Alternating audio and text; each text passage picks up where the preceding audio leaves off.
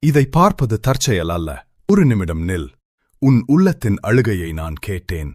கை நழுவி போன ஆசீர்வாதங்களையும் வீணாகி போன வருடங்களையும் நினைத்து நீ வேதனைப்படுகிறாயா? அப்படியென்றால் இது உனக்கான என் வாக்குத்தத்தம். என் அன்பு பிள்ளையே, உன் வாழ்க்கையில் இழந்தவைகளையெல்லாம் நான் உனக்கு திரும்பத் தரப்போகிறேன். வாழ்க்கை உனக்கு கொடுத்ததை விட உன்னிடமிருந்து அதிகம் பறித்துக் கொண்ட ஒரு காலகட்டத்தின் வழியாகவே நீ கடந்து வந்தாய். உன் நேரம், வாய்ப்புகள், உறவுகள், சமாதானம் எல்லாம் கைவிட்டுப் போய்விட்டதே என்று நீ நினைத்தாய்.